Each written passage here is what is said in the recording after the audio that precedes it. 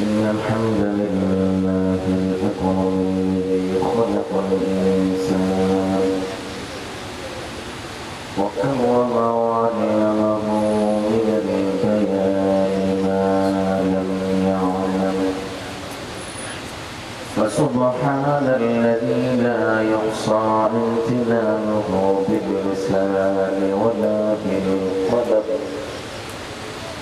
نشهد أن لا إله إلا الله وحده لا شريك له ونشهد أن سيدنا وسندنا وحبيبنا وطبيبنا وطبيب قلوبنا ومولانا محمدا عبده ورسوله الذي أرسله بالحق بشيرا ونذيرا وداعيا إلى الله بإذنه وسراجا منيرا فقد قال الله تعالى في كلامه المجيد وفي فرقانه الحميد أعوذ بالله من الشيطان الرجيم بسم الله الرحمن الرحيم اتل ما أوحي إليك من الكتاب وأقم الصلاة إن الصلاة تنهى عن الفحشاء والمنكر ولذكر الله أكبر والله يعلم ما تصنعون صدق الله العظيم وصدق رسوله النبي الكريم ونحن على ذلك من الشاهدين والشاكرين والحمد لله رب العالمين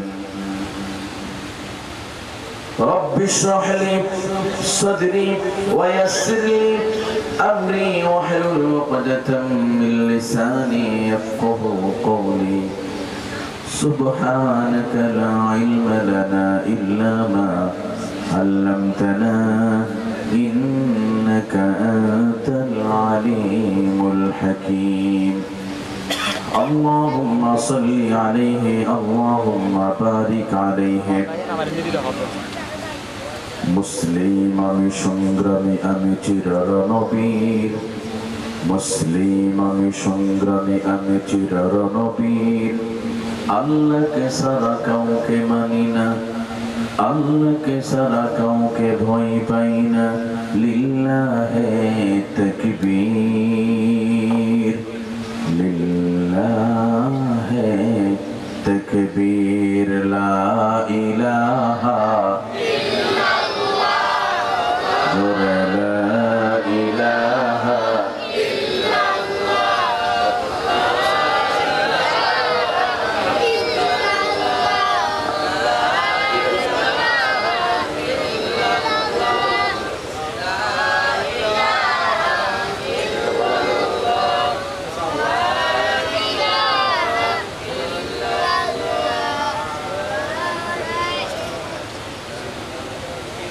জোরে লা ইলাহা ইল্লাল্লাহ লা ইলাহা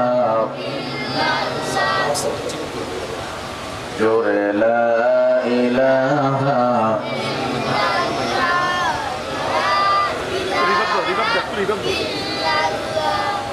লা ইলাহা লা ইলাহা ইল্লাল্লাহ মুহাম্মাদুর রাসূলুল্লাহ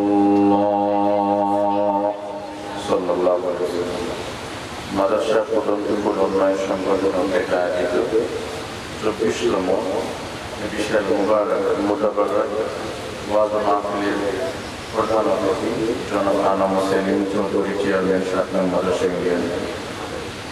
আল্লাহ তাআলা ওনাকে কবুল করুন, আল্লাহ ওনার হায়াতে কুল্লিয়া বাড়িয়ে দিক, আমরা সকলে বলি আমিন। প্রধান মেহমান হিসেবে আছেন জনাব মোহাম্মদ জাকারিয়া, বিশিষ্ট ব্যবসায়ী সমাজ সেবক চেয়ারম্যান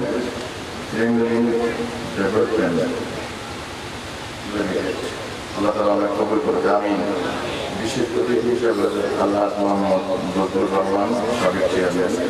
বিশেষ অতিথি হিসেবে আরও রয়েছেন জনাব হারুন রশিদ মেম্বার 5 নম্বর। আল্লাহ তাআলা আমাদেরকে কবুল করবে আমিন। সেই হিসেবে আলোচনা রেখে ধন্য করেছেন স্থানীয় উলামায়ে কেরামগণ হযরতুল আল্লাহ মাওলানা মনজুরুল আলম। অন্যদিকে আলোচনা রেখে ধন্য করেছেন মাওলানা মুস্তাক আহমদ। আলোচনা রেখে ধন্য করেছেন আপনাদের সকলে পরিচিত ব্যক্তিত্ব হযরতুল আল্লাহ মাওলানা জামাল উদ্দিন সাহেব। অনেক গুরুত্বপূর্ণ আলোচনা রেখেছেন উনি। কিছুক্ষণ আগে আলোচনা রেখেছেন চট্টগ্রামের কৃষি সন্তান হাফিজ মাওলানা আব্দুল্লাহ মারুফ। আল্লাহ তাআলা আমাদের আলোচনা কবুল করবে আমিন। আর মাহফিলের সভাপতিত্ব করছেন জনাব হাজী মুজিবুর রহমান, সভাপতি চেয়ারম্যান করা জনাব মসজিদ পরিচালনা কমিটি। আল্লাহ তাআলা সহজ সাথে কবুল করবে সকলে বলে আমিন। সেই সাথে স্টেজ এবং স্টেজের বাহিরে যে সমস্ত উলামায়ে কেরামগণ এখানে আছে, যারা এই জাতির রাহবার, এই জাতিকে যারা ডিরেকশন দেয়, এই জাতিকে যারা পথ দেখায়, সেই সমস্ত সেইরে তাজ থেকে হযরত উলামায়ে কেরাম সম্মুখমানে সমবেত আমার একান্ত বৃত্তিতুল্য মুরব্বী বাবাজিরা, তারুণ্যের উচ্ছ্বাস আমার কলিজার টুকরা প্রিয় যুবক ভাইয়েরা, স্নেহের আদরের সোনামণিরা, মোবারক এ মাহফিল আওয়াজ যতদূর দূর থেকে আমাদের মা বোনরা যারা পর্দার সহিত শুনছে, সেই সমস্ত মা বোনরা সহ যারা এই গভীর রজনীতে এ মোবারক মুতাবারক মাহফিল আওয়াজ যাদের কর্ণকুহরে পৌঁছে যাচ্ছে, সবাইকে প্রিয় নবী বিশ্ব নবী জনাবে মুহাম্মদুর রাসূলুল্লাহ সাল্লাল্লাহু আলাইহি ওয়াসাল্লামের শিখানো ভাষায় আবারও সালাম, আসসালামু আলাইকুম ওয়া রাহমাতুল্লাহি ওয়া বারাকাতুহু। আপনারা সকলে ভালো আছেন প্রিয় ভাইরা? আমি সালামের জবাব দিয়েছি, জবাবটা কিন্তু সেভাবে হয় নাই। এতগুলো মানুষ, আমি তো কোনো পুরস্কারে সালাম দেই নাই। পুরস্কারের মানুষগুলো মৃত ওরা জবাব দিতে পারে না, তাই না? তো জীবিত মানুষের আওয়াজ এত আসতে হবে কেন? না রাতের খাবার মনে এখনো হয়নি এরকম? না ভাবিরা বলে যে খবরদার মাহফিল কোনো আওয়াজ দিয়ে দেবে, কোনো নিষেধাজ্ঞা আছে? আপনার কষ্ট হবে প্রিয় ভাইরা? আমি ঢাকা থেকে এসেছি, আমি কথা বলার ক্যাপাবিলিটি যোগ্যতা আমার মোটেও নেই। আমি এসেছি শুধু আপনাদের কাছে একটু দোয়া নেওয়ার জন্য।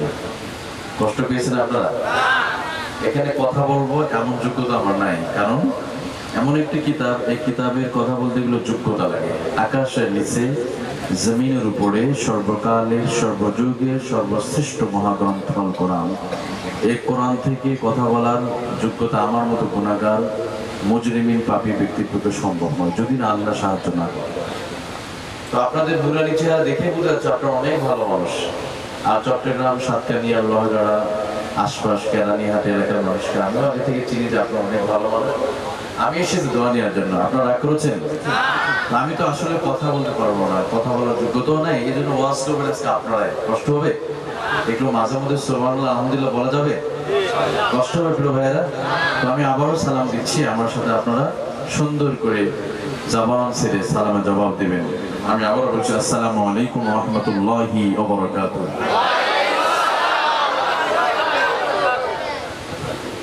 আমরা মহান আল্লাহর দরবারে শুকরিয়া আদায় করছি যে আল্লাহ সুবহানাহু ওয়া তাআলা এই ফিতনার মুহূর্তে আল্লাহ তাআলা এই জনপদে হাজার হাজার মানুষের মধ্য থেকে বাছাই করে নির্বাচিত করে মনোনীত করে যে আল্লাহ, যে মহান মানিব আমাদেরকে কবুলের মঞ্জুর করে নিয়েছে, ওই আল্লাহর শিখানো ভাষায় তার দেয়া জবানে হৃদয়ের সবটুকুন ভাব, আবেগ আর অনুভূতি উজাড় করে আমরা কণ্ঠে মিলিয়ে কালিমাতুশ শুকুর আদায় করে সকলে বলছি আলহামদুলিল্লাহ। আরো জোরে বলি আলহামদুলিল্লাহ।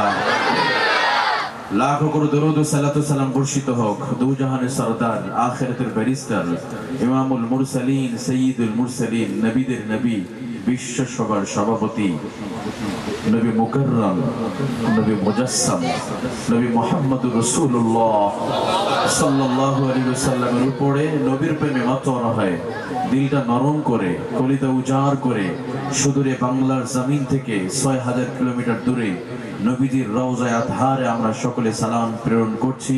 সকলে বলছি সাল্লাল্লাহু আলাইহি ওয়াসাল্লাম। আমরা নবীর প্রেমে মাতোয়ারা হয়ে আওয়াজ দিয়ে বলি সাল্লাল্লাহু আলাইহি ওয়াসাল্লাম। সম্মানিত প্রিয় ভাইরা, আমরা শুকরিয়া আদায় করলাম কার? আর একটু আস্তে বলেন। আল্লাহর নাম উচ্চারণ করলে গুনাহ হবে? একটু বলেন না, জোরে বলেন। শুকরিয়া আদায় করলাম কার? আকাশের মালিক কে? জমিনের মালিক? আমেরিকার প্রেসিডেন্টের? কার মালিক? এই মাটির মালিক কে? ভারতের প্রেসিডেন্টের? তো বলেন না কার? আওয়াজ দিয়ে বলতে হবে আকাশের মালিক কে? জমিনের মালিক কে? চন্দ্র সূর্য আর লৌহে কলমের মালিক কে? এই জমিনে গোলামি করতে হবে কার জন্য? নামাজ আদায় করতে হবে কার জন্য? স্ত্রীকে পিটাতে হবে কার জন্য? আপনারা আবেগে বলে ফেলেছেন। অনেকে বিয়ে করে তারপর স্ত্রীকে পিটাবে, চিন্তা ভাবনা রেখে। কিন্তু যৌতুক না দিলে একটু মাঝে মধ্যে একটু পানিশমেন্ট আছে। তবে চট্টগ্রামে যৌতুক নেই, সবাই বলে আলহামদুলিল্লাহ।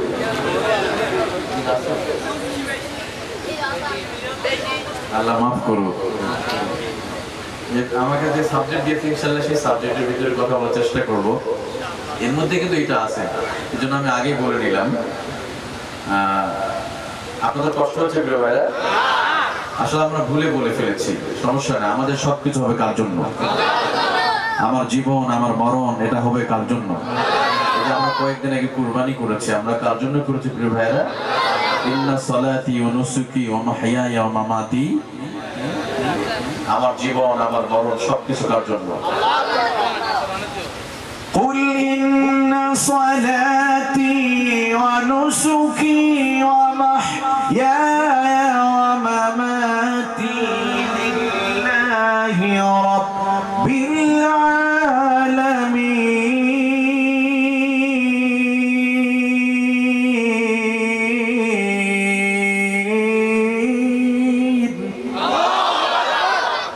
আমার জীবন, আমার মরণ, আমার চলাফেরা, আমার উঠা বসা সবকিছু একমাত্র কার জন্য? আজকের মাহফিল শোনা এটাও হবে আল্লাহর জন্য। তো প্রিয় ভাইয়েরা, আমি এই কিতাব থেকে বিশেষ করে সূরা আল-আনকাবুত, কোরআনুল কারীমে 114টি সূরার ভিতরে সূরা আনকাবুতে 45 আয়াতে কারিমা তেলাওয়াত করেছি। আমি একটু জিজ্ঞেস করতে চাই, যে কিতাব থেকে আমি তেলাওয়াত করেছি এই কিতাবের ভিতরে অনেকগুলো ভুল আছে। নাই, একটাও নাই। এত কনফিডেন্স আছে, একটা তো আছে না, অর্ধেক অর্ধেক। তো আজকে আপনারা সবই জেনে গেছেন কোরআনে যে ভুল নাই, এটা জানলেন কোন ডাক্তার, কোন ইঞ্জিনিয়ার, কোন ব্যারিস্টার বলেছে? এই কিতাবের যে গ্রন্থ প্রণেতা তিনি নিজে আমাদেরকে জানিয়েছেন। সুবহানাল্লাহ বলেন। যালিকাল কিতাবু লা রাইবা ফীহি হুদাল লিল মুত্তাকিন।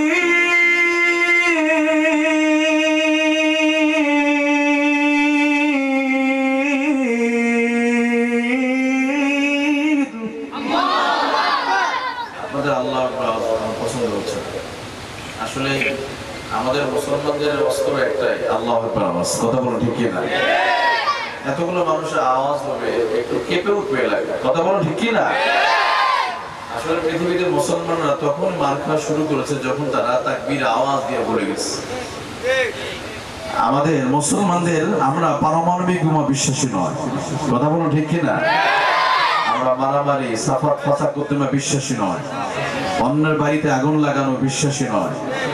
আমরা সাবমেরিনে বিশ্বাসী নয়। আমাদের অস্ত্র একটাই, সেটা নারে তাকবীর আল্লাহু আকবার স্লোগান। কথা বল ঠিক কি না?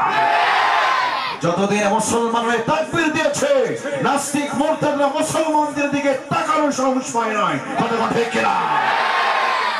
আজকের পৃথিবীতে আমরা সেই তাকবীর আওয়াজ আমরা ভুলে গিয়েছি। এই তাকবীর আওয়াজ দিয়েছিলেন নবী ইব্রাহিম আলাইহিস সালাতু ওয়াস সালাম, এই স্লোগান দিয়েছিলেন নবী মূসা আলাইহিস সালাতু ওয়াস সালাম, এই স্লোগান দিয়েছেন নবী মুহাম্মদুর রাসূলুল্লাহ সাল্লাল্লাহু আলাইহি ওয়াসাল্লাম। ঠিক তেমনি বাংলার জমিনে যখন একদল নাস্তিক ওই শাহবাগের চত্বরে বসে আলেমদেরকে নিয়ে বাজে কুৎসারণা করছিল, এই দেশের তৌহিদি জনতা তাকবীর দিয়েছিল বলেই তারা সেখান থেকে পালিয়ে গেছে। কথা ঠিক না? মুসলিমান আসরিন যখন কোরআনের বিরুদ্ধে, হিজাবের বিরুদ্ধে বলছিল, এই দেশের তৌহিদি জনতা যখন তাকবীর আওয়াজ দিয়েছে, এই বাংলার জমিন ছাড়তে পালাতে বাধ্য হয়েছে। কথা ঠিক না? অতএব আমার প্রিয় ভাইয়েরা, আজকে আমরা যখন কথা বলছি, বাংলাদেশ সহ তামাম পৃথিবীতে পার্শ্ববর্তী ভারতেও আমার নবীকে নিয়ে কুৎসারণা করা হয়েছে। কথা বলো ঠিক না? অতএব আমার নবীকে নিয়ে যদি কেউ বাজে কুৎসারণা করে, সেটা যেই প্রান্তে হোক, আমরা মুসলমান ভেদাভেদ ভুলে গিয়ে নারে তাকবীর স্লোগান দিয়ে সমস্ত বাতিলের বিরুদ্ধে সংগ্রামে নেমে রক্ত দেওয়ার জন্য রাজি আছেন কে কে? দুই হাত উঁচিয়ে আল্লাহকে দেখা।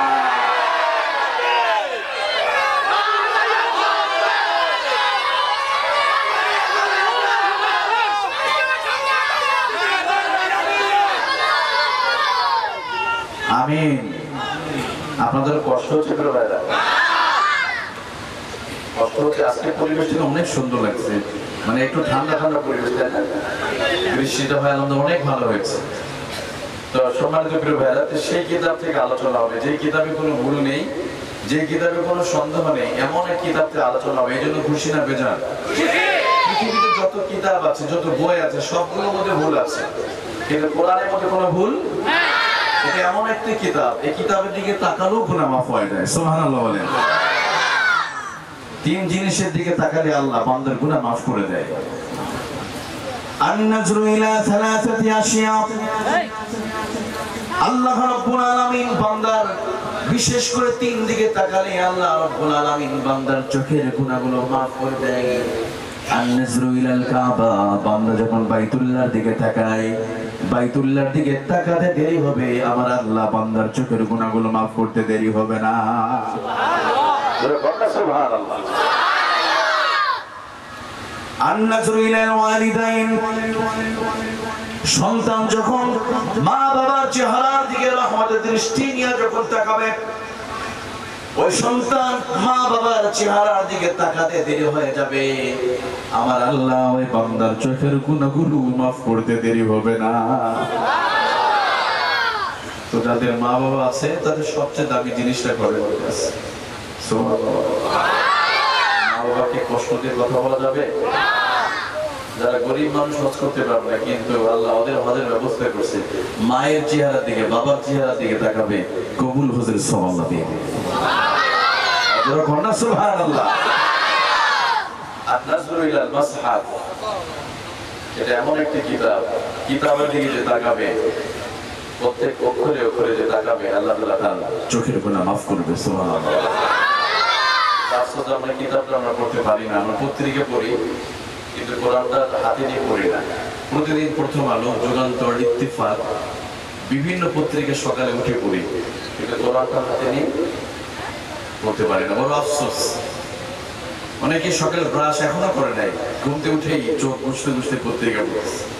আচ্ছা, পত্রিকার প্রত্যেক অক্ষরে অক্ষরে লিখে পাওয়া যাবে? কিন্তু কোরআনের অক্ষরে অক্ষরে লিখে দিবে কে? আল্লাহ। আজকে সেই কিতাব থেকে আলোচনা হবে ইনশাআল্লাহ।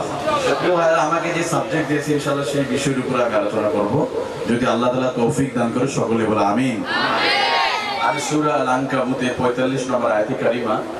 কোরআনুল কারীমে মোট সূরা আছে 150টি। কয়টা? মাশাআল্লাহ, এটা অনেকে বুঝে গেছে। কোরআনে সূরা আছে কয়টা?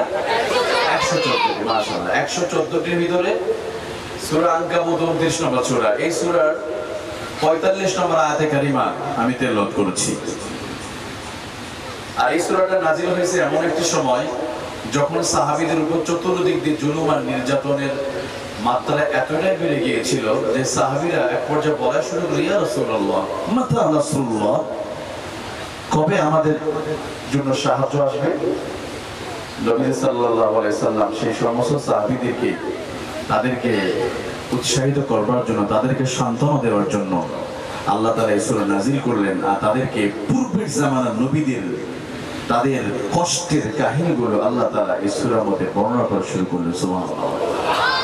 পৃথিবীতে যারা ঈমানদার আসবে, যারা পৃথিবীতে, তাদেরকে পরীক্ষা দিতেই হবে। আহাসিবান নাস আন ইউতরাকু আন ইয়াকুলু আমান্না ওয়া হুম লা ইফতানুন। তোমরা কি মনে করে নিয়েছো যে ঈমান আনলেই আমি আল্লাহ তোমাদেরকে পার করে দিব, যে কোনো পরীক্ষা দিব না? অর্থাৎ এভাবে এই সূরাতে আলোচনা হয়। যাই হোক, আমার মূল বিষয়টা হলো 45 নম্বর আয়াত, যেটা আমাদের যুবকরা, আমার খুব ভালো লেগেছে যে এখানে ম্যাক্সিমাম যুবকরা এই মাহফিলটা করছে। ইয়ান শুনে দেখেন, যুবকরা এত সুন্দর পাঞ্জাবি, ফুটন্ত গোলাপের মতো লাগছে তাদেরকে। যখন তারা এই সময় মোবাইলটা নিয়ে ফেসবুক চালাবে, যখন মেসেঞ্জার নিয়ে বিভিন্ন জায়গাতে বিভিন্ন নিষিদ্ধ জগতে ঢুকে যাওয়ার জন্য মেসেজ চ্যাটিং করবে, ঠিক সেই সময় তারা এখানে বসে কোরআনে মাহফিলের সময় দিচ্ছে। আল্লাহু আকবার বলেন। এমন যুবকদের জন্য অন্তর দিয়ে আমাদের দোয়া করা উচিত এবং তাদেরকে সব সময় সাপোর্ট করতে হবে আমাদের। কারণ এই যুবক, যে সমাজের যুবকরা যদি ঠিক থাকে, ওই সমাজের ভিতরে যাত্রা চলবে না, ওই সমাজের ভিতরে কোনো অনৈতিক কাজ চলতে পারে না। কথা বল ঠিক না? যুবকদের হাত আমাদের শক্তিশালী করতে হবে। এই যুবকরা যখন কোরআনে মাহফিল, আমি শুনলাম তারা গরিবদের জন্য এগিয়ে যায়, দুস্থ মানবতার জন্য তারা কাজ করে, মাহফিলের জন্য কাজ করছে। এমন যুবক বাংলার ঘরে ঘরে জন্ম নেওয়ার কথা বলা ঠিক কিনা? ঘরে ঘরে এমন সন্তান জন্ম দেখ। আমিন। আপনারা ধন্য, এই এলাকাবাসী যারা মুরব্বী বাবাজিরা যারা আছেন, যারা অভিভাবকরা যারা আছেন, আপনারা ধন্য যে আপনাদের সন্তানরা এই যে সব যুবক বয়স, এই বয়সে তারা মাহফিল দিচ্ছে এবং তাদেরকে তারা সাপোর্ট দিয়েছেন, মানে অর্থনৈতিকভাবে পরামর্শ দিয়ে। সবাই ধন্য যে এই যুগে, এমন একটা যুগে যখন আমাদের ঈমানকে ধ্বংস করবার জন্য সমস্ত কর্পোরেট মিডিয়াগুলো তৈরি হয়েছে, এমন সময় কোরআনে মাহফিল যারা দিয়েছে, আলহামদুলিল্লাহ। আমি দোয়া করি যুবকদের জন্য, অভিভাবকদের জন্য, আল্লাহ যেন এই মাহফিলকে কিয়ামত পর্যন্ত জারি রাখে। সকলে বলে আমিন। যুবকরা একটা সাবজেক্ট সিলেক্ট করে দিয়েছে, আমাকে মেসেজ করে দিয়েছে। সেই বিষয়টা হলো নামাজের গুরুত্ব সম্পর্কে। আসলে নামাজের কথা আলোচনা অনেকে শুনি। আপনারা জানেন, কোরআনে আল্লাহ তাআলা নামাজের ওয়াজ সবচেয়ে বেশি করেছে। একবার নয়, দুইবার নয়, মোট 82 বার আল্লাহ তাআলা কোরআনে নামাজের ওয়াজ করছে। আলহামদুলিল্লাহ বলেন। ইনশাআল্লাহ সেই বিষয়ের উপর আমি ক্লাস দিব। বিশেষ করে গুরুত্বপূর্ণ কিছু কথা আসবে, যেগুলো নতুন কিছু কথা ইনশাআল্লাহ আল্লাহর তৌফিক দান করে। আমরা সকলেই শুরু করি আল্লাহর কাছে সাহায্য চেয়ে আমরা আলোচনা শুরু করি। সকলে বলি আউযু বিল্লাহি মিনাশ শাইতানির রাজীম। বিসমিল্লাহির রাহমানির রাহিম। উতলু মা উহিয়া ইলাইকা মিনাল কিতাবি ওয়া আকিমিস সালাহ ইন্নাস সালাতা তানহা আনিল ফাহশাই ওয়াল মুনকার ولذكر الله أكبر والله يعلم ما تصنعون. جربون الله أكبر. الله تعالى সূরাতুল আনকাবুতের 45 নম্বর আয়াতের ভিতরে আমার নবী, বিশ্ব নবী জনাবে মুহাম্মদুর রাসূলুল্লাহ সাল্লাল্লাহু আলাইহি ওয়াসাল্লামকে সহ তামাম পৃথিবীর সমস্ত মানুষকে লক্ষ্য করে আল্লাহ তাআলা আয়াত নাযিল করে আল্লাহ তাদেরকে আদেশ করে বললেন, উতলু মা উহিয়া ইলাইক। নবীজি, আপনার উপরে যে ওহী করা হয়েছে, যে কিতাব আমি নাযিল করেছি, উহিয়া ইলাইকা মিনাল কিতাব, আপনি ওই কিতাব আপনি তেলাওয়াত করে মানুষকে শোনায় দেন। সুবহানাল্লাহ বলেন। ওয়া আকিমিস সালাত, নামাজ কায়েম করুন। ইন্নাস সালাতা তানহা আনিল ফাহশাই ওয়াল মুনকারি ওয়াল বাগই। আল্লাহ তাআলা এরপর বলেন, নবীজি নিশ্চয়ই নামাজ তানহা, বিরত রাখে, আনিল ফাহশাই ওয়াল মুনকার, যাবতীয় অশ্লীল, দুরাচার, পাপাচার, অনাচার কাজ থেকে নামাজ মানুষকে বিরত রাখে। যখন সুবহানাল্লাহ। আমার প্রিয় ভাইরা, এই আয়াতের প্রথম অংশ যদি আমরা ভাগ করি, আল্লাহ তাআলা দুইটা কথা বললেন। নবীজি, উতলু মা উহিয়া ইলাইকা কিতাব, আপনার উপর যে ওহী নাযিল করা হয়েছে ওই কিতাব তেলাওয়াত করে শোনায় দেন। দ্বিতীয় অংশ হলো আকিমিস সালাহ, নামাজ কায়েম করুন। আমার প্রিয় ভাইরা, তেলাওয়াত বলতে শুধু তেলাওয়াত করাই না, তেলাওয়াত বলতে মুফাসসিরে কেরাম চমৎকার করে ব্যাখ্যা করেছেন, তেলাওয়াত মানে হলো মুসলমান মুমিন তেলাওয়াত করবে, ব্যক্তি সমাজ রাষ্ট্র জীবনে কোরআনুল কারীমটা তারা মেনে নিয়ে নেবে। তেলাওয়াত মানে শুধু সারাদিন কোরআন পড়ে পড়ে শোনাবে এমন কি নয়, তেলাওয়াতের পাশাপাশি কোরআন কি মেসেজ দিয়েছে সেটাও তারা মানবে, ব্যক্তি সমাজ রাষ্ট্র জীবনে কোরআনকে তারা মেনে নেবে। প্রথম অংশে ও ইলাইকা মিনাল কিতাব, আর কোরআন কেন মানতে হবে এটার ব্যাখ্যা আল্লাহ অন্য আয়াতের মধ্যে দিয়েছেন। কারণ এরপর আল্লাহ বলে ওয়াকিমিস সালাহ, নবীজি আপনি নামাজ কায়েম করুন। দেখেন এখানে নামাজ পড়তে বলা হয় না, কি বলছে? নামাজ কায়েম করতে। আর যদি এই দুটো কাজ করতে পারেন, ইন্নাস সালাতা তানহা আনিল ফাহশাই ওয়াল মুনকার, নিশ্চয়ই নামাজ বিরত রাখে অশ্লীলতা, পাপাচার, দুরাচার সমস্ত কাজ থেকে বিরত রাখে। সুবহানাল্লাহ বলেন। আমার প্রিয় ভাইরা, তাহলে আল্লাহ তাআলা এখানে স্পষ্ট করে জানিয়ে দিলেন নামাজ অথবা সালাতের উদ্দেশ্যটা কি। যদি নামাজ কায়েম হয়ে যায়, নামাজ যদি এস্টাবলিশ হয়ে যায়, পৃথিবীতে অন্যায় অনাচার বন্ধ হয়ে যাবে, পাপাচার বন্ধ হয়ে যাবে। এবার আপনারাই বলুন, এই পৃথিবীতে 200 কোটি মুসলমান তারা নামাজ পড়ে কি পড়ে না? নামাজ তো পড়ে, তাই না? নামাজ পড়ে, নামাজই আছে, কিন্তু পাপাচার অনাচার বন্ধ হচ্ছে না কেন? আগের তুলনায় নামাজই বাড়ছে, তাই না? মসজিদও বাড়ছে, মাদ্রাসাও বেশি বেড়ে গেছে, মাহফিলও বেশি, কিন্তু নামাজি সংখ্যাও বাড়ছে। কিন্তু তানহা আনিল ফাহশাই ওয়াল মুনকার, অশ্লীলতা কেন কমছে না, বাড়ছে কেন? ধর্ষণ কমছে না কেন, বাড়ছে কেন? চুরি ডাকাতি ছিনতাই কমছে না কেন, বাড়ছে কেন? হত্যা রাহাজানি কমছে না কেন, বাড়ছে কেন? অন্যের সম্পদ জুলুম করা কমছে না কেন, বাড়ছে কেন? যৌতুক কমছে না কেন, বাড়ছে কেন? আল্লাহ তো কোরআনে বললেন নামাজ পড়লে নামাজ এগুলো দূর করবে। তার মানে বোঝা গেল কোথাও একটু সমস্যা, তাই না? আল্লাহর কথা মধ্যে কি কোনো ভুল আছে প্রিয় ভাইরা? কোনো ভুল নাই। ভুলটার সমস্যাটা কি আমি সেই বিষয়টা না আপনাদের আলোচনা করো। মূল সমস্যা হলো দুইটা। আল্লাহ এখানে বলেছে আকিমিস সালাহ। আজকে পৃথিবীর 200 কোটি মুসলমান নামাজ পড়ে কিন্তু নামাজ কায়েম করে না, কথা কোন ঠিক কিনা? গোটা পৃথিবীতে যত মুসলিম দেশ আছে এমন একটা দেশ নেই কোথাও নামাজ কায়েম নাই। হ্যাঁ, সব জায়গায় নামাজ পড়ে কিন্তু নামাজ প্রতিষ্ঠিত নাই। নামাজ প্রতিষ্ঠিত অর্থে কি? এটা কায়েম করা, এটা প্রতিষ্ঠিত, এস্টাবলিশ করা। ধরেন একটা সন্তান পোশাক পরে না, এটা পোশাক পরে দেওয়া। আর আমরা কি করি? নামাজ পড়ি কিন্তু নামাজ কায়েম করি না। কারণ নামাজ কায়েম করতে গেলে কোরআনে বিল আনতে হবে সংসদে। কোথায়? কারণ আল্লাহ তাআলা এই জন্য বলেন আল্লাযীনা ইম্মাক্কান্নাহুম ফিল আরদি ইয়াকামুস সালাতা ওয়া আতাউজ যাকাতা ওয়া আমারু বিল মারুফ। আল্লাহু আকবার। আল্লাহ তাআলা বলেন মুমিনরা যখন ক্ষমতায় যাবে প্রথমে তারা বিল আনবে, নামাজের বিল, অর্থাৎ নামাজ কায়েমের বিল আনবে।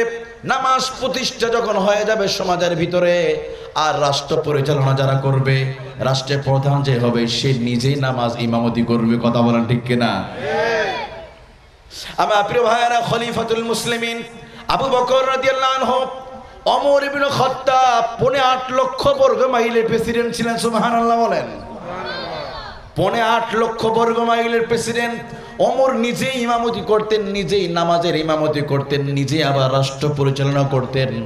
আমাদের বাংলাদেশের সমান নয়, তার রাষ্ট্রের এরিয়াটা ছিল 8.5 লক্ষ বর্গ মাইল, আর আমাদের হলো 56,000 বর্গ মাইল।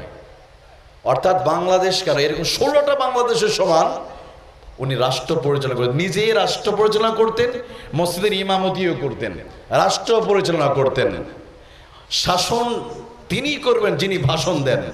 কিন্তু দুর্ভাগ্য আজকে যারা ভাষণ দেয় তাদেরকে শাসন করা হয়। কথা কোন ঠিক কিনা? ভাষণ দিবেন যিনি, শাসন করবেন তিনি, এটা ইসলাম বলে। হযরত ওমর নিজেই ভাষণ দিতেন, নিজে শাসন করতেন, নিজে সমাজে অন্যায় রাহাজানি দূর করবার জন্য বাড়ি বাড়ি ঘরে ঘরে তিনি চলে যেতেন। কথা ঠিক কিনা? আমার প্রিয় ভাইয়েরা, তার মানে বোঝা গেল আমরা নামাজকে কায়েম করতে পারি নাই। নামাজ আমরা পড়ি কিন্তু নামাজ এখনো কায়েম হয় নাই।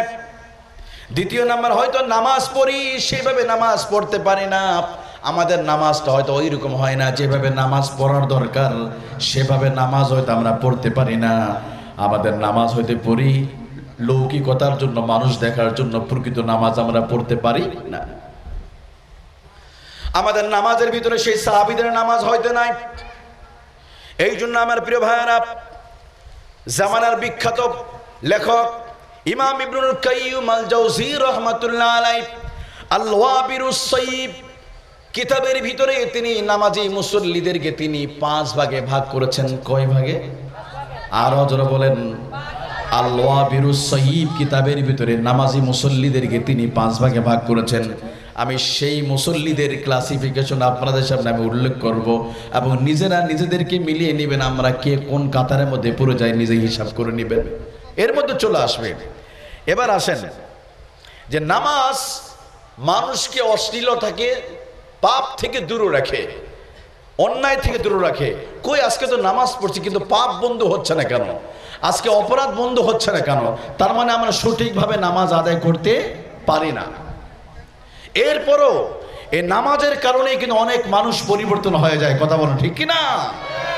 এক সময় চোর ছিল, এক সময় ডাকাতি করেছে, এক সময় নামাজ পড়ে নাই, অন্যের সম্পদ চুরি করেছে, ওই মানুষটাও কিন্তু এখন নামাজ পড়ে, এরকম নামাজ পড়ে অথবা দিনের পথে এসে তাবলিগে গিয়ে মাদ্রাসায় পড়ে আলেম ওলামাদের সাথে মিশার পরে এই মানুষটাও পরিবর্তন হয়েছে। এমন জ্বলন্ত প্রমাণ আসরা নাই? আছে। আমার প্রিয় ভাই, এমন একটি ঘটনা আপনাদেরকে আমি একটু জানিয়ে দিতে চাই, তাবেঈদের জামানায় ঘটেছিল। এই আয়াতের বাস্তবতাই বাস্তব ঘটনা। ওই জামানার বিখ্যাত একজন ডাকাত, নাম ছিল তার হারুনি চোর। তার পেশার নেশা ছিল চুরি করে ডাকাতি করা। ওই হারুনি চোর যেই বাড়িতে তিনি ডাকাতি দিতেন, ওই বাড়ি চিরদিনের জন্য ধ্বংস হয়ে যেত। এমনভাবে আক্রমণ করতেন, তার বিরুদ্ধে কথা বলার কোনো মানুষ ছিল না, এত বড় ভয়ঙ্কর তিনি ডাকাত ছিলেন। কিন্তু এই হারুনি চোরের জীবনের ঘটনা যদি আপনি শোনেন, আপনার জীবন পরিবর্তন হয়ে যাবে। আমি মনে করি এটা কোনো হাদিসের কথাও নয়, কোরআনের কথাও নয়, তাবেঈদের জামানায় ঘটনা ঘটেছিল। হারুনি চোর, তার পেশা ছিল চুরি করা। কোন একদিন ওই সময়ের যিনি খলিফা ছিলেন তার বাড়িতে তিনি ডাকাতি দেওয়ার জন্য চলে গেলেন। উদ্দেশ্য হলো ওই খলিফার ঘরে সম্পদ চুরি করে কোটি কোটি টাকার মালিক হওয়া। এই উদ্দেশ্য নিয়ে ওই খলিফার বাড়িতে ওই জামানার বিখ্যাত ডাকাত হারুনি চোর ওই খলিফার বাড়িতে প্রবেশ করলেন। আর প্রবেশ করে ডাকাতি করতে করতে ঘরের শীত কেটে কেটে ঘরের ভিতরে তিনি প্রবেশ করলেন। এমন সময় ওই খলিফা আর খলিফার স্ত্রী দুজনে গোপন পরামর্শ করতেছিল। খলিফা তার স্ত্রীকে বলে, প্রাণের স্ত্রী, মেয়েটা বিবাহযোগ্য হয়ে গেছে, তার বিবাহ দিতে হবে।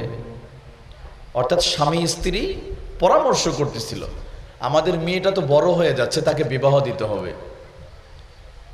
আর এই মেয়েকে এমন ভাবে বড় করেছে পৃথিবীর কোনো পুরুষ তাকে দেখে নাই।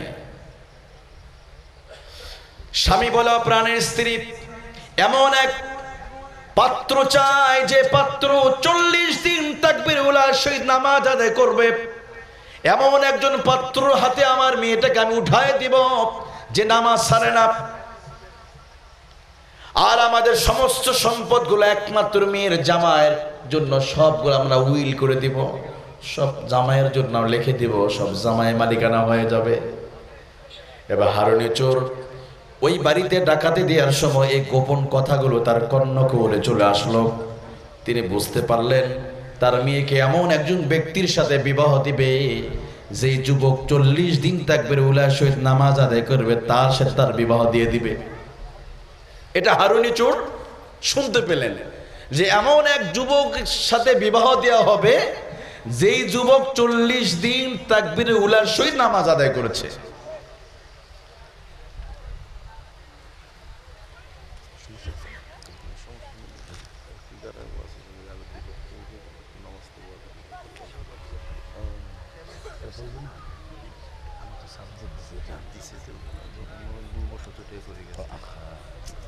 আচ্ছা আচ্ছা আচ্ছা, আমার প্রিয় ভাইরা, কিভাবে নামাজ মানুষকে অশ্লীলতা থেকে দূরে রাখে। ওই হারুন চোর তিনি শুনতে পেলেন স্বামী স্ত্রী আলোচনা করতেছে, আহারে কেউ যদি এমন একজন যুবকের সাথে বিবাহ দেয়া হবে যে এমনকি এরকম ভাবে অন্যায় করবে না, 40 দিন তাকবীরুল্লাহ সহিত নামাজ আদায় করবে, তার হাতেই মেয়েটা উঠা দেওয়া হবে।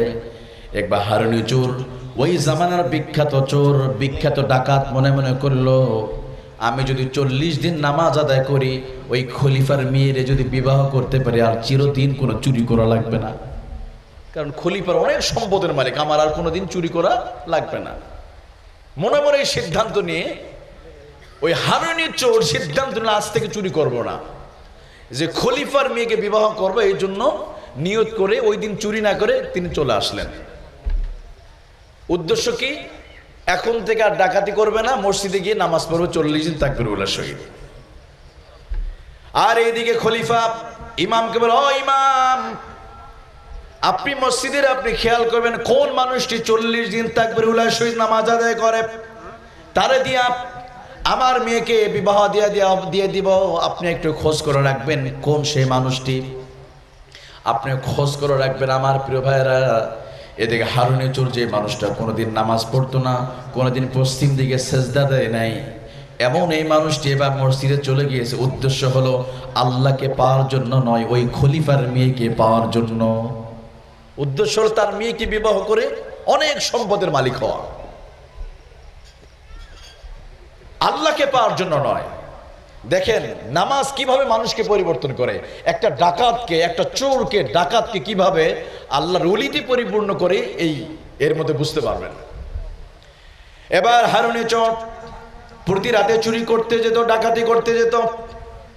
রাতের বেলা এখন আর ডাকাতি না করে অজু আর গোসল করে সুন্দর একটা জামা, পাঞ্জাবি, টুপি পরে সবার আগে মসজিদে চলে গিয়েছে। যে মানুষটা কোনোদিন নামাজ পড়তো না, সবার আগে ইমামের কাছে গিয়ে দাঁড়িয়ে গেছে নামাজে। আমার প্রিয় ভাইয়েরা, প্রথম দিন নামাজ পড়লো। হারুন চোরের মনের মধ্যে একটাই তামান্না, ওই খলিফার মেয়েকে বিবাহ করবে, 40 দিন তাকবীরুল্লাহ সহিত নামাজ আদায় করে তার মেয়েকে বিবাহ করা, তার সম্পদের মালিক হওয়া, আল্লাহকে রাজি খুশি করার জন্য নয়। কিন্তু এই মানুষটি মসজিদে যেতে যেতে 1 দিন চলে গেল, 2 দিন চলে গেল, 7 দিন হয়ে গেল, 2 সপ্তাহ হয়ে গেল, 3 সপ্তাহ পার হয়ে গেল, 1 মাস যখন হয়ে গিয়েছে, এবার 40 দিন যখন হয়ে গেল, হারুন চোর মনে মনে খুব খুশি। আর মাত্র 1 দিন পরে আমার বিবাহ হবে খলিফার মেয়েকে দিয়া, এমন একজন ব্যক্তির মেয়েকে বিবাহ করব যে কোটি কোটি টাকার মালিক, যে জামানার বিখ্যাত একজন খলিফা, তার মেয়েকে বিবাহ করলে আমার কিছুই লাগবে না। মনে মনে খুব খুশি। আর মাত্র 1 দিন। দেখুন ছেলেপেলে যখন বিয়ে খবর আসে, তাদের তো ওই একটা দিন মনে হবে 1 বছরের সমান, মানে বারবার শুধু শুনবে আর কয়দিন, ঘড়ির দিকে তাকাবে, তাই না? তো হারুন চোর সেও বারবার খোঁজ নিচ্ছিল, একটা দিন আর কবে হবে, 40 দিন পূর্ণ হবে, আমি তাড়াতাড়ি খলিফার মেয়েকে বিয়ে করে একদম তার সম্পদের মালিক হয়ে যাব। বাস 40 দিন পরিপূর্ণ হয়ে গেল। খলিফা ইমামকে, ও ইমাম এদিকে আসেন, কোন ব্যক্তি 40 দিন তাকবীরুল্লাহ সহিত নামাজ আদায় করেছে? এবার ইমাম বলে, হুজুর মাফ করবেন, এমন একজন ব্যক্তি 40 দিন তাকবীরুল্লাহ সহিত নামাজ আদায় করেছে। যদি তার কথা বলি আপনি প্রচন্ড ভাবে রেগে যাবেন। এই সময়ের সবচেয়ে বড় ডাকাত, সবচেয়ে বড় চোর ওই হারুন চোর 40 দিন তাকবীরুল্লাহ সহিত নামাজ আদায় করেছে। খলিফা বলে, না না না, অসম্ভব, আমার মেয়েকে কেউ দেখে নাই, আমার এত সুন্দর পর্দানিশিনী মেয়েকে এমন এক চোরের হাত আমি দিতে পারি না, এটা কোনোদিন হতে পারে। যাও আবার 40 দিন তুমি দেখো, এর পরে 40 দিন যে হবে তাকে দিয়ে আমার মেয়েকে বিবাহ দিব। এবার হারুন চোর 40 দিন পার হয়, 41 দিন হয়ে গেছে। কি ব্যাপার, এখনো কেন আমারে ডাকে না? কি ব্যাপার, আমি কি ভুল শুনলাম নাকি? চুরি করলেও তো আমার লাভ ছিল, চুরি করলে তো লাভ হলো। তো এখন 40 দিন পার হলো, বিবাহ দেয় না, কোনো খবর নাই, এই অবস্থা কি? 40 দিন কি শুধু শুধু নামাজ পড়লাম? ওর উদ্দেশ্য আল্লাহকে পাওয়ার জন্য নয়, উদ্দেশ্য কারে পাওয়া? ওই খলিফার মেয়েকে বিবাহ করে সম্পদের মালিক হবে এবং অঢেল সম্পদের মালিক সুন্দরী রমণীকে বিবাহ করা। আমার প্রিয় বন্ধুরা, এবার দ্বিতীয় 40 দিন শুরু হলো, দেখি একটু ধৈর্য ধরে দেখি কি হয়। কারণ হুজুররাই দোয়াজ করে ইন্নাল্লাহা মা'আস সাবিরিন, নিশ্চয়ই আল্লাহ তাআলা ধৈর্যশীলদের সাথেই আছে। হারুনের চোর এবার ধৈর্য ধারণ করা শুরু করলো। আমার প্রিয় ভাইরা, দ্বিতীয় 40 দিন এবার শুরু হয়ে গিয়েছে। একদিন যায়, 2 দিন যায়, তৃতীয় দিন 40 দিন, আবার যখন 40 দিন পূর্ণ হয়ে গিয়েছে, এবার ওই খলিফা ইমাম রে ডাক দিয়ে বলে, ইমাম এদিকে আসেন, কোন মানুষটি 40 দিন তাকবীরুল্লাহ সহিত নামাজ আদায় করেছে? এবার ইমাম বলে, হুজুর আপনি আমারে মাফ করবেন, এমন একজন ব্যক্তি 40 দিন তাকবীরুল্লাহ সহিত নামাজ আদায় করেছে। ওই হারুনি চোর আবার দ্বিতীয় 40 দিন তাকবীরুল্লাহ সহিত নামাজ আদায় করেছে, সে আবারও 40 দিন পড়েছে। খলিফা রেগে প্রচন্ড ভাবে রেগে, হতে পারে না, আমার সুন্দরী মেয়েকে এমন ডাকাতের হাতে আমি তুলে দিতে পারি না, আমার এত সম্পদ এমন ব্যক্তিকে দিব না। আবার 40 দিন। দেখেন আমার প্রিয় ভাইয়েরা, দেখেন একটু চিন্তা করেন, এই মানুষটি কিন্তু মসজিদে যাওয়া শুরু করছে।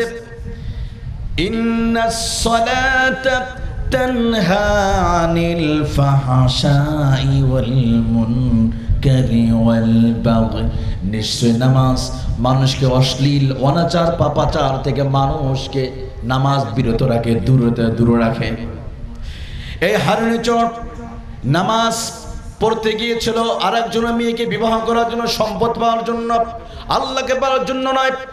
কিন্তু 40 দিন, 2 দিন, 3 দিন, 5 দিন, 40 দিন নামাজ পড়তে পড়তে আস্তে আস্তে মসজিদের সাথে তার একটা তাল্লুক তৈরি হয়ে যায়, মসজিদের সাথে তার একটা মহব্বত পয়দা শুরু হয়ে গিয়েছে। আমার প্রিয় ভাই, যখন তৃতীয় 40 দিন যখন শুরু হয়ে গিয়েছে, আস্তে আস্তে বিখ্যাত ডাকাত ওই হারুনি চোর নামাজের প্রতি, আল্লাহর ঘরের প্রতি তার মহব্বত আল্লাহ তাআলা অন্তরে ঢুকায় দিয়েছে। সুবহানাল্লাহ। আস্তে আস্তে অন্তরের ভিতরে নামাজের মহব্বত তৈরি হচ্ছে। আর এদিকে আমার প্রিয় ভাইয়েরা, ওই ইমাম সাহেব তিনি গণনা করে দেখি 40 দিন কবে হয়। এভাবে তৃতীয় 40 দিন যখন কমপ্লিট হয়ে গিয়েছে, খলিফা বলে, ইমাম সাহেব এদিকে আসেন, এবার ভালো করে বলেন কোন মানুষটি 40 দিন তাকবীরুল্লাহ সহিত নামাজ আদায় করেছে? ইমাম বলে, খলিফা মাফ করবেন, এবার ওই হারুনি চোর আবার 40 দিন তাকবীরুল্লাহ সহিত নামাজ আদায় করেছে, আবারও সে নামাজ আদায় করেছে। আমার প্রিয় ভাইয়ের ইমাম বলে, ও খলিফা, হতে পারে ডাকাত, আল্লাহ তো তাকে পরিবর্তন করতে পারে, যান আপনি কোনো আলেমের সাথে পরামর্শ নেন। এবার ওই খলিফা চলে গিয়েছে ওই জামানার বিখ্যাত একজন আলেমের কাছে পরামর্শ নিতে গিয়েছে। এবার ওই আলেম বলে, ও খলিফা, আমার তো মনে হয় আপনার মেয়েকে ওই ডাকাত মনে হয় বিয়ে করতেও হয়তো চাইবে না, আমার মনে হয় আল্লাহ তার অন্তর পরিবর্তন করেও দিতে পারে।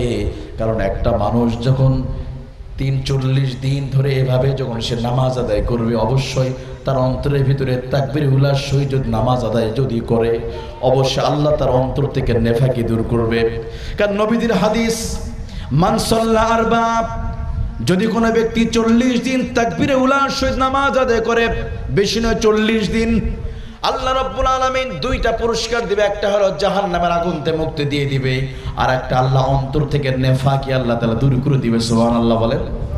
অর্থাৎ ওই আলেম বলছে, অন্তর থেকে নেফাকি দূর করে, তার নেফাকি ছিল যে ওই মেয়েকে বিবাহ করা মুনাফিকি ছিল, কিন্তু ওই মানুষটি 40 দিন নামাজ আদায় করার কারণে অন্তর থেকে আল্লাহ তাআলা হয়তো মুনাফিকি দূর করে দিয়েছে। আবার দ্বিতীয় 40 দিন পড়ার কারণে আল্লাহ তাআলা অন্তর থেকে নেফাকি দূর করার কারণে এই মানুষটার ভিতরে আল্লাহ তাআলা আস্তে আস্তে নামাজের মহাব্বত, আল্লাহর মহাব্বত, মসজিদের তাআল্লুক আল্লাহ অন্তরের মধ্যে পয়দা করে দিয়েছে। জোরে বলুন সুবহানাল্লাহ। এবার ওই খলিফা ওই ডাকাতরে ডাকলেন, যে মানুষটা কাজ ছিল চুরি করা, যে মানুষের পেশা ছিল ডাকাতি করা, মানুষকে খুন করা, এবার ওই মানুষটি 40 দিন তৃতীয় 40 দিন নামাজ পড়ার পরে ওই মানুষটির ভিতরে এত মহাব্বত তৈরি হয়ে গেছে আল্লাহর ঘরের। এবার যখন তার ডেকে বলা হলো, তোমার সাথে আমার মেয়েকে আমি বিবাহ দিতে চাই, এবার হারুনি চোর বলে, খলিফা মাফ করবেন, আমি কার মেয়ে বিয়ে করবে? সে তার মেয়ের কথাই ভুলে গিয়েছে। সুবহানাল্লাহ বলেন। অর্থাৎ আল্লাহ তাআলা তার অন্তরের ভিতরে আল্লাহর ঘরের মহাব্বত এমন ভাবে তৈরি করে দিয়েছে, আল্লাহর অন্তরের ভালোবাসা তার ভিতরে এমন ভাবে তৈরি করে দিয়েছে, তার মনের ভিতরে খারাপ আর নেফাকি আল্লাহ তাআলা জনমের মতো আল্লাহ দূর করে দিয়েছে। জোরে কন্যা সুবহানাল্লাহ। নামাজ মানুষকে অশ্লীলতাকে দূর করে। নামাজ মানুষকে পরিবর্তন করে, পুরো সমাজকে পরিবর্তন করে দেয়। চিল্লা করো সুবহানাল্লাহ। আমার প্রিয় বন্ধুরা, তবে হ্যাঁ, যেই মানুষটি নামাজ পড়ে না, নামাজের সাথে যার সম্পর্ক নাই, যে 5 ওয়াক্ত নামাজ আদায় করবে না, আল্লাহর ঘরের সাথে যার সম্পর্ক থাকবে না, সে নিজেই যেন নিজের পায়ে কুড়াল মেরেল, নিজেই ক্ষতি করলো। হাদিসের মধ্যে এসেছে যে মানুষ 5 ওয়াক্ত নামাজ আদায় করবে না, 5টা বিপদের মধ্যে সে পড়ে যাবে। কয়টা বিপদ? 5 ওয়াক্ত নামাজ কাজা করলে 5টা বিপদ। 1 নাম্বার, ফজরের নামাজ যে পড়বে না, আল্লাহ তাআলা তার চেহারা থেকে নূরটা উঠায় নেবে, চেহারা সৌন্দর্য আল্লাহ কেড়ে নেবে। এখন হয়তো বলে, হুজুর সমস্যা কি? চেহারা নূর যদি চলে যায়, আমাদের তো ফেয়ার অ্যান্ড লাভলি আছে, তাই না? দামি দামি ক্রিম এগুলো লাগাবো, অসুবিধা কি? চেহারা সৌন্দর্য নষ্ট হলে আমরা বিউটি পার্লারে যাব, আমরা ফেস ওয়াশ লাগাবো, বিকল্প ব্যবস্থা আছে নাকি? তবে আমার প্রিয় ভাইয়ারা, সবচাইতে দামি ফেস ওয়াশ হলো অজুর পানি। সুবহানাল্লাহ বলেন। আমার নবী মুহাম্মদুর রাসূলুল্লাহ সাল্লাল্লাহু আলাইহি ওয়াসাল্লাম ইরশাদ করেন, তাবলুগুল হালিয়াতা মিনাল মুমিন, মুমিনদের জন্য সবচেয়ে বড় ঔষধ হলো, সবচেয়ে বড় মেডিসিন অজুর পানি। সুবহানাল্লাহ বলেন। কারণ অজুর পানি যত জায়গায় পৌঁছে যাবে, ওই জায়গাটা আলোকিত করে দিবে কে? দেখবেন এলাকায় যারা নামাজ পড়ে 5 ওয়াক্ত, যে যুবকরা, যে মুরব্বীরা, ওনাদের চেহারার মধ্যে একটা নূর আছে না? দেখবেন কিছু যুবক যখন চিল্লাতে যায়, দেখবেন 40 দিন চিল্লাতে গিয়েছে, আসার পর দেখবেন চেহারার মধ্যে একটা নূর চমকায়। অনেকে বলে, কি রে ছেলেটা না একটু সুন্দর লাগতেছে। অথবা মাদ্রাসায় পড়ে, হেফজখানা, বাড়িতে যখন আসে চেহারা একটা নূর চমকে, কারণ সে নামাজ পড়ে, সে অজুর পানি মুখে লাগায়। এই জন্য আল্লাহ তাআলা চেহারার মধ্যে একটা নূর দিয়ে দেয়। কথা বলেন ঠিক কিনা? কারণ অজুর পানি মুখে লাগালেই আল্লাহ চেহারাটাকে সৌন্দর্য করে দেয়। সবচেয়ে দামি ফেস ওয়াশ অজুর পানি। এই জন্য নবীজি বলেন, গুররাম মুহাজ্জালিনা মিন আসারিল ওযু, অজুর পানি হলো সবচেয়ে দামি ফেস ওয়াশ। আর কিয়ামতের ময়দানে কঠিন মুসিবতের দিনে নবী মুহাম্মদুর রাসূলুল্লাহ সাল্লাল্লাহু আলাইহি ওয়াসাল্লাম তার উম্মতদেরকে তিনি চিনে নেবেন, যারা ওযু করে তার চেহারার মধ্যে নূর চমকাবে, চেহারার মধ্যে আলো চমকাতে থাকবে, আর তিনি বুঝবেন হ্যাঁ হ্যাঁ এই মানুষটি দুনিয়াতে নামাজ পড়েছে, চেহারা নূর চমকাবে। যারা নামাজ পড়ে তাদেরকে বিউটি পার্লার যেতে হয় না। যারা 5 ওয়াক্ত নামাজ পড়বে তাদের ফেয়ার এন্ড লাভলি দিতে হবে না। যেই মেয়েরা 5 ওয়াক্ত নামাজ আদায় করবে তাদের মাথায় দামি দামি শ্যাম্পু দিতে হবে না। যারা 5 ওয়াক্ত নামাজ আদায় করবে তাদেরকে দামি দামি ফেস ওয়াশ মুখে লাগা লাগবে না, কারণ অজুর পানি সবচেয়ে দামি ফেস ওয়াশ দিয়ে দিয়েছে কে? আরো জোরে বলেন কে? আর যে ব্যক্তি জোহরের নামাজ যে পড়বে না, আল্লাহ তাআলা তার রিজিকের বরকত উঠিয়ে নেবে। আমার প্রিয় ভাইরা, রিজিকের বরকত বলতে সম্পদকে বুঝায় না। রিজিকের স্তর হলো 3টা। সর্বনিম্ন স্তর হলো ধন সম্পদ, সর্বোচ্চ স্তর হলো নেককার স্ত্রী, আর সর্বোত্তম রিজিক হলো, সুন্দর করে তাফসীরকার আলোচনা করেছেন, তার নেককার সন্তান। সন্তানটা সন্তান হয় সবচেয়ে বড় হলো তার জন্য এটা বড় রিজিক। আমরা রিজিক বলতেই সম্পদ বুঝি, রিজিক বলতে আমরা টাকা পয়সা বুঝি। আসল রিজিক বলতে নেককার সন্তান, রিজিক বলতে নেককার পরিষ্কার স্ত্রী। কারণ আপনার সন্তান যদি মদ খায়, গাঁজা খায়, ইয়াবা খায়, তবে চট্টগ্রামে কেউ গাঁজা, ইয়াবা, ফেন্সিডিল খায় না। সুবহানাল্লাহ বলে। এদিকেও ইয়াবা চলে নাকি? বাবা ইয়াবা আছে না নাই? টেকনাফ থেকে তেতুলিয়া, রূপসা থেকে পাটুরিয়া 20,000 কোটি টাকার মাদক দ্রব্য সাপ্লাই হয়। জোরে করে সুবহানাল্লাহ, সুবহানাল্লাহ। 20,000 কোটি টাকা, তার মানে প্রতি বছর আমরা একটা করে, ওই যে আপনাদের কর্ণফুলী টানেল হচ্ছে না, একটা টানেল তো প্রায় কমপ্লিট, তাই না? আর কিছুদিন উদ্বোধন হয়ে যাবে, আলহামদুলিল্লাহ বলেন। এরকম একটা টানেল তৈরি করা যাবে যদি প্রতি বছর আমরা প্রমিস করি যে আমরা এই বছর আমরা গাঁজা, ইয়াবা, বাবা, ফেন্সিডিল খাবো না। এই টাকা রাষ্ট্রীয় কোষাগারে থাকবে। এই 20,000 কোটি টাকাতে প্রতি বছর একটা করে পদ্মা সেতু নির্মাণ করা যাবে। কথা কোন ঠিক কিনা? কিন্তু আজকে যুব সমাজ ধ্বংস হচ্ছে নেশা। অথচ যে যুবকদের হাতে কলম থাকার কথা, তখন যুবকদের হাতে এর বড় বড় সিগারেট, বড় বড় নেশা আছে না নাই? তবে এইদিকে কেউ সিগারেট খায় না, কিন্তু একদম খায় না। একটু মাঝে মধ্যে একটু টেস্ট করে নাকি? আমার প্রিয় ভাইয়ারা, আমি বলছিলাম রিজিকের বরকত উঠিয়ে নিবে। হয়তো অনেকে বলে হুজুর আমি তো 5 ওয়াক্ত নামাজ পড়ি না, আমার তো অভাব নাই, এমন বলে কিনা অনেকে। হ্যাঁ, আপনার হয়তো টাকা আছে কিন্তু ঘরে শান্তি নাই। ঘরে ঢোকার সাথে সাথে স্ত্রী একদিকে ঘুমিয়ে থাকে, স্বামী আর একদিকে, সন্তান চলে গেছে ইয়াবা খেতে, ঘরের মধ্যে যেন 71 সালে যুদ্ধ শুরু হয়ে গেছে, কথা বলো ঠিক কিনা। আর একজন গরিব নামাজি ব্যক্তি আহারে সারাদিন পরিশ্রম করার পরে, রিকশা চালানোর পরে, পরন্ত বিকেলে ঘরে যাওয়ার পরে, একটু খাবার পরে, মাগরিবে পরে সে ঘুমিয়ে পড়েছে। স্বামী স্ত্রীর কত প্রশান্তির ঘুম। আর ওই মানুষটির ঘরে অনেক সম্পদ আছে কিন্তু ঘরে শান্তি নাই। দামি দামি ট্যাবলেট খাওয়ার পরে চোখে ঘুম আসে না। সম্পদ দিয়ে অনেক কিছু কিনা যায় কিন্তু শান্তি কিনা যায় না, কথা বলে ঠিক কিনা। ওই নামাজের ঘরে শান্তি আছে যে রিকশা চালায়, ওই নামাজের ঘরে 5 ওয়াক্ত নামাজ আদায় করে, কৃষি কাজ করে, মাঠে ময়দানে কাজ করে। আর এই মানুষগুলিকে অনেকে ঘৃণা করে। খবরদার ঘৃণা করবেন না, যারা শ্রমিকের কাজ করে এদেরকে ঘৃণা করবেন না। আমার প্রিয় ভাইয়েরা, প্রয়োজন হলে হালাল ইনকাম করতে গিয়ে আমরা রিকশা চালিয়ে খাবো, ভ্যান চালিয়ে খাবো, এরপর আবার ব্যবসা করব। রিকশা চালিয়ে খাওয়া অসুবিধা কি? হালাল ইনকাম করবো। আমি রিকশার ভ্যানের উপরে ওই যে চটি জুতাগুলো আছে, জুতা বিক্রি করে আমি ফ্যামিলি চালাবো, কিন্তু এরপর হারাম ইনকাম। কারণ হারাম ইনকাম করলে আপনার দোয়া কবুল হবে, আপনার ফ্যামিলিতে কোনো বরকত আসবে না। এই দেখেন, আপনারাই বলেন হুজুর আপনারা এত দোয়া করেন কিন্তু দোয়া কবুল হয় না কেন? বলে না, বলে আপনারাই আমাদেরকে অবজেকশন দেন, দোয়া কবুল হয় না কেন? এর কয়েকটা কারণ আছে। কারণ হলো, এক হাতে রব্বানা যালামনা আনফুসানা, আর এক হাতে সুদের দেনা পাওনা। আসলে নাই, তবে চট্টগ্রামে সুদ খায় না কেউ। সুবহানাল্লাহ, কোন না কেন? আচ্ছা, খেলেও ভবিষ্যতে খাবে না, তাই না? ভবিষ্যতে খাবো না, এটা কোরআনে আয়াত নাকি? যারা রমজান মাসে তারাবি পড়েছেন, এই কোরআনে কিন্তু এই আয়াতগুলো তেলাওয়াত হয়েছে, হাফেজ সাহেবরা তেলাওয়াত করেছে। কোরআন শুনতে মজা লাগে, কিন্তু কোরআনে অর্থটা যখন বুঝতে তখন একটু খারাপ লাগবে, তবে সবার লাগে না। তো এক হাতে রব্বানা যালামনা আনফুসানা, আর এক হাতে সুদের দেনা পাওনা, দোয়া কবুল হবে? এক হাতে রব্বানা যালামনা আনফুসানা, আর এক হাতে যৌতুকের মোটরসাইকেল, দোয়া কবুল হবে? এখন আবার নতুন আপডেট হয়ে গেছে, শুধু মোটরসাইকেল দিলেই হবে না, বিবাহ দেওয়ার পরে ঘরের মধ্যে এসি দিতে হবে, এয়ার কন্ডিশন।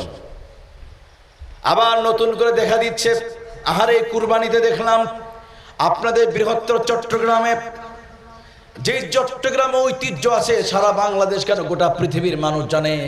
এই চট্টগ্রামের ইতিহাস ঐতিহ্য মানুষ জানে।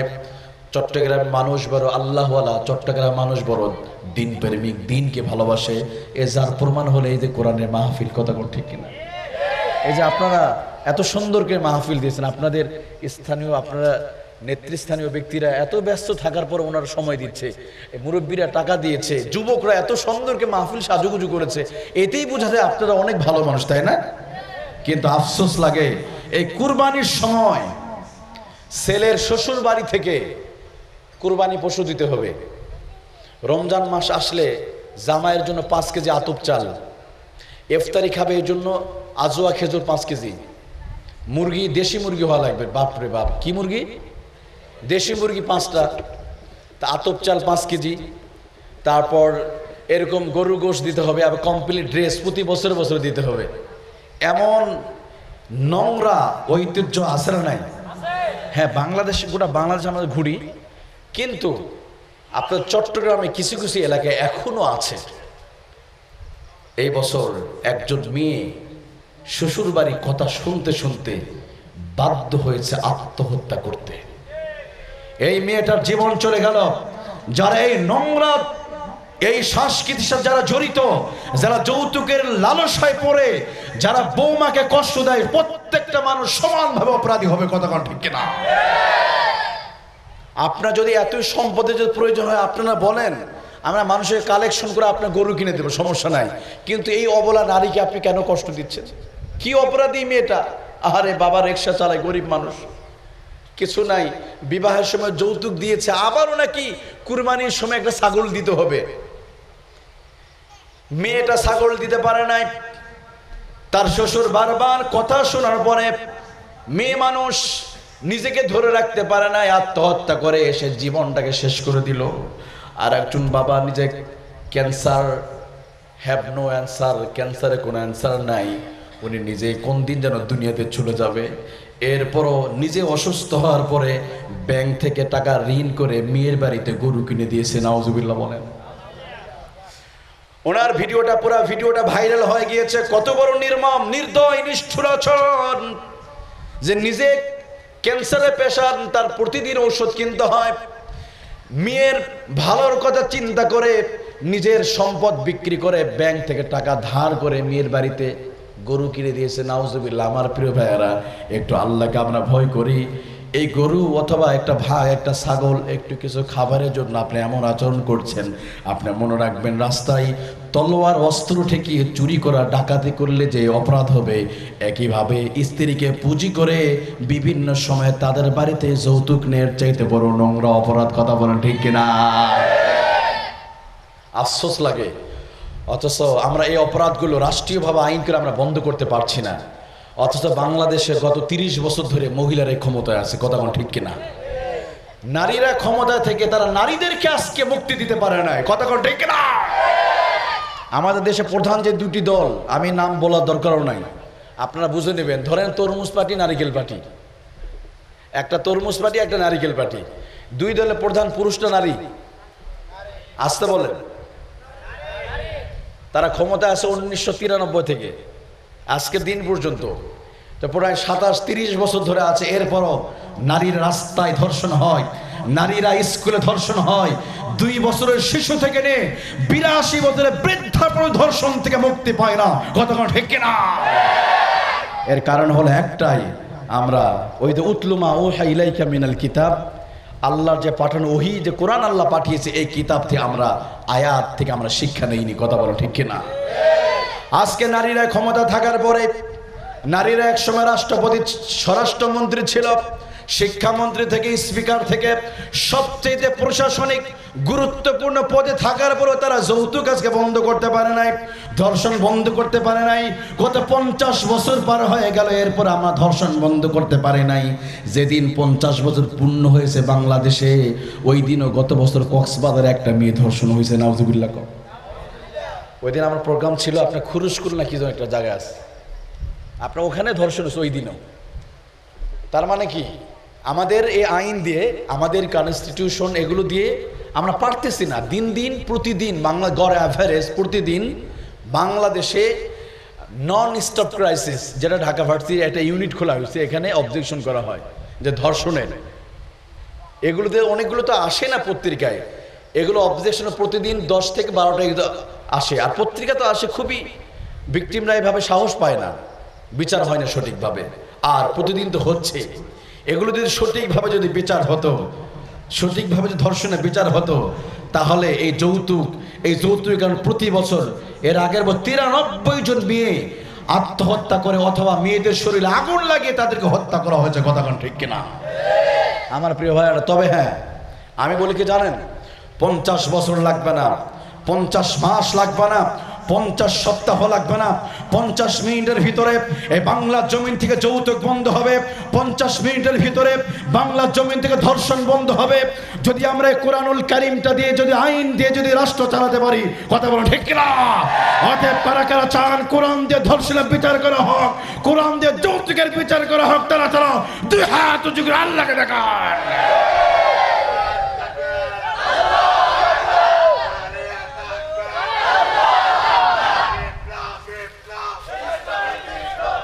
আপনাদের কষ্ট হচ্ছে? যৌতুক বন্ধ করতে হলে কোরআনে আইন লাগবে, এছাড়া সম্ভব না। আমরা ওই যে রেলের একসময় টিকিট দেওয়া হতো, টিকিটে লেখা থাকে দেখবেন, যৌতুককে না বলুন। জানি না আপনাদের মনে আছে কিনা, আমরা তো জার্নি করি, বিভিন্ন টিকিটে লেখা থাকে সুন্দর করে, যৌতুককে না বলুন, দুর্নীতিকে না বলুন। এই লেখাগুলো শুধু লেখাই থাকবে, কাজ হবে? এগুলো চিকিৎসা আল্লাহ তাআলা এই কোরআনে 1500 বছর আগে তিনি বলে দিয়ে গেছে। আলহামদুলিল্লাহ বলেন। কতদিন আগে বলে দিয়েছে? এটা চিকিৎসা করছে স্বয়ং আল্লাহ সুবহানাহু ওয়া তাআলা অনেক আগে। তবে আমরা নামাজ, যখন সমাজে যখন মানুষ নামাজ পড়বে, তো ওই সমাজটা তখন জান্নাতের সমাজে পরিণত হয়ে যাবে। জোরে বলে আলহামদুলিল্লাহ।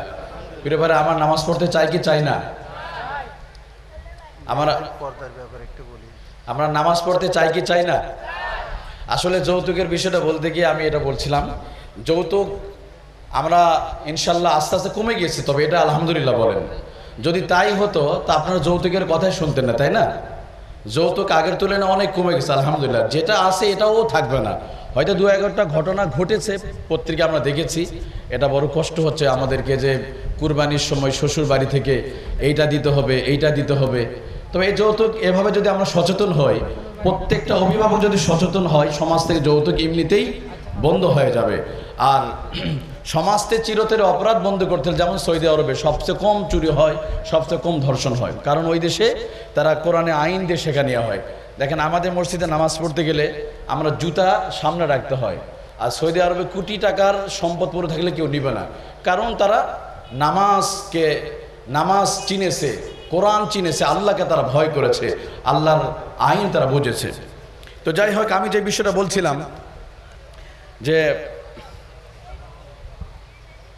যে আমাদের দোয়া কেন কবুল হয় না, যে আমরা এক হাতে রব্বানা যালামনা আনফুসানা বলছি, অন্যদিকে আর এক হাতে আমরা অন্যায় করতেছি, যার কারণে সেটাই অন্যায়কারী ব্যক্তি সে যেই ব্যক্তি হোক তার দোয়া কবুল হবে না।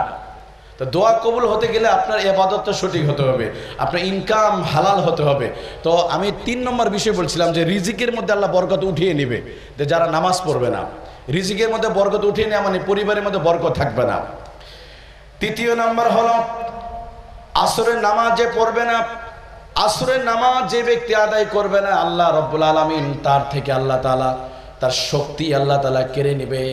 অর্থাৎ মানুষটি টেনশনের মধ্যে থাকবে, হতাশার মধ্যে থাকবে, ডিপ্রেশনের মধ্যে থাকবে। যে ব্যক্তি আসরের নামাজে ছেড়ে দিল, দেখবেন অনেক মানুষ আছে সমাজে হতাশাগ্রস্ত, অনেক ইনকাম করে কিন্তু টাকা পয়সার মধ্যে কোনো বরকত নাই।